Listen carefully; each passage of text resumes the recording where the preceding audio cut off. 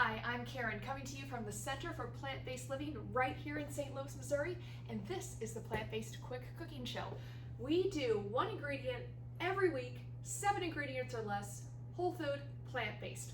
Let's get started. This is one of my favorite childhood breakfasts.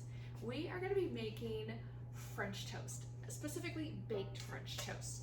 Okay, so let's get our mixture together. First, we're going to be adding, since we're not using any eggs, we're going to use aquafaba. Okay, real easy. Open up a can of garbanzo beans, chickpeas, same thing. Drain out the water or the juice that's in there and reserve it in a little bowl. Put it in a big bowl and whisk it. Now, aquafaba stands in for eggs. It's a really great binder. So we're just going to whisk it up a little bit, and because of the starch content, it will become very bubbly very quickly. There's a lot you can do with aquafaba. Just Google it. So you can see how, I don't know if you can see, it's going to be very, very bubbly. Just do it, 20, 30 seconds or so. All right, good enough. Now we're going to add, and the aquafaba, you're going to get about 3/4 of a cup out of a can. Now take whatever plant-based milk you have at home. I specifically stick to a sugar-free or an unsweetened plain milk, plant-based milk. And today we're using the oat beverage from Trader Joe's. And you're going to use 1 cup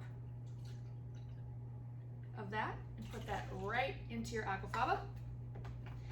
And we're going to flavor it up a little bit with some cinnamon. Really just to taste, but about a teaspoon or so, a little less. Follow the recipe if you want to, or don't, whatever. And some vanilla. You can use almond, that would be really nice in here too, just a little extract. We like to dump and pray here, right?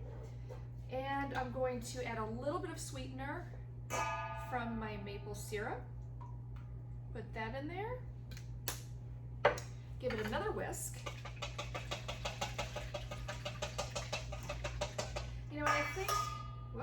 I think I'm going to add just a little pinch of salt also. Just get it nice and mixed. Okay. Now use whatever bread you want. I am a lover of sourdough, so that's what I'm using. But really, whatever you have at home, whatever you like, is totally up to you. Let me see. Oven is preheated. Okay, I'm going to cut our slices about 3/4 of an inch wide. I want a big, thick slice, but not too much where I get too full too fast, or I can't get my mouth around it. Okay, so we'll do 4 really big slices here. I think that's good. Then take a parchment paper lined pan, and then just take your slices of bread and soak them just for a few seconds on each side, just to make sure everything is really well doused. And put them right there on your paper. You can let it soak there for a few seconds if you'd like. You might get a little messy, it's okay. And so we have nearly 2 cups of liquid in here, and that is a little bit more than enough that we need. So we're gonna have plenty of liquid. And with those chickpeas, since you've already drained the liquid, all I did was put the reserved chickpeas in a freezer bag and just put them in my freezer, because I'll make hummus or I'll use them somehow in the next week or so. Okay, all set. Now we're gonna put these in a 425 oven, come back and finish them off. Okay, we are coming out of the oven. Oh, it looks so great. Oh boy, the shop smells great too. Okay, check that out. Perfectly brown around the edges. Nice and soft. Oh my gosh, this is great. Okay, so what we're gonna do now is hurry up and eat because it smells so good. Take our spatula and we'll do, let's see, 2 at a time. Yes, yes. And this is the buttah that we made a couple of episodes back. Yeah.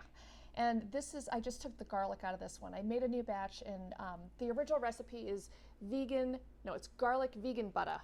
And so I just didn't add the garlic because I didn't want garlic in this one. And that recipe is also down below. So we're just gonna slather that delicious butter on here. Oh my gosh, oh, yeah. All right, now stack those babies. And I guess what we'll do next is the maple syrup. Yes, and then I have some beautiful strawberries. And just, oh my gosh, yes, it looks so good. And now we're just gonna cut it up and devour it. All right, this was another fantastic episode, if I do say so myself, of the plant-based quick cooking show. And I am going to have, what is it called? Breakfast for lunch? Yes, I'm gonna have breakfast for lunch, and I'm going to enjoy this. This is a reminiscent recipe from when my mom used to make French toast for us. All right, thanks so much for joining me this week. Take good care, and I'll see you next week.